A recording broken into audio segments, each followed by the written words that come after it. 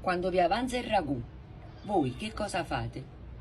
Io, mo mi faccio una bella parigina. Mi erano rimaste pure delle belle scarole. Stamattina mi ho fatto un bello impasto, guardate qua, un papà. E mo mi faccio arrecchiare. Guardate qua, i miei soliti impasti magici, guardate.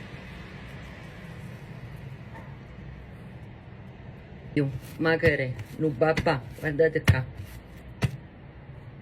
Oggi non tengo genio sciorignà, quindi ho comprato questi qua di alluminio, un po' di staccante. Siamo pronti per fare le 2 pizze. La prima pizza che vado a fare è la parigina. La parigina si fa con la pomarola cruda. Io la verità tengo un ragù che è rimasto da ieri. Secondo me è ancora più delizioso.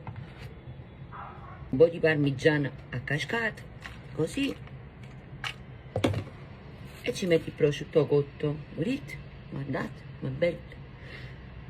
Fresco fresco.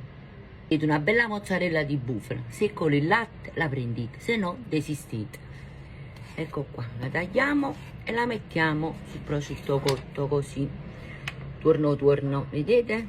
Tutto intorno. Ci metto un altro poco di salsulilla, che viene bella succosa. Ecco qua.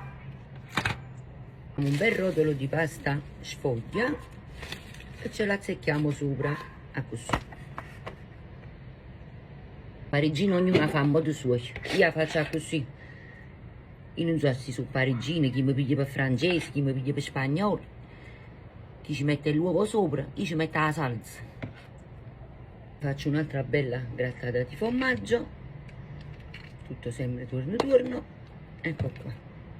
E adesso la mettiamo in forno. Adesso passiamo a quella là con la scarola. Ecco qua, vedete com'è bella questa scarola? Ci ho messo le nocciole in mandorle.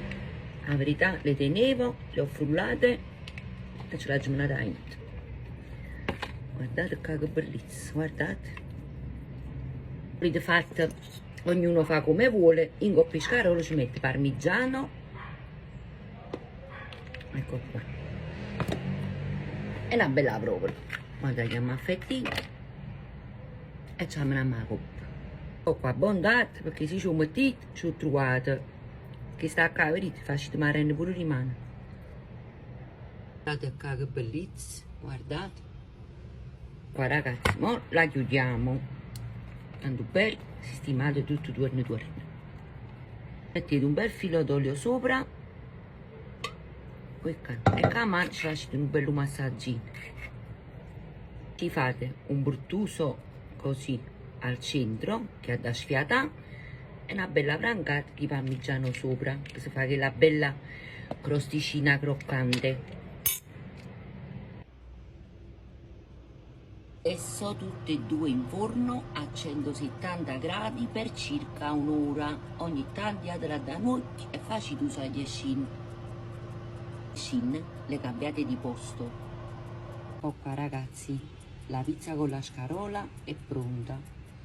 Volete per tu mi pare Vesuvio. Ecco qua ragazzi, le 2 pizze sono pronte. Questa è quella là con la scarola e questa qua è la parigina. Vi lascio una buona serata e buon appetito a tutti quanti.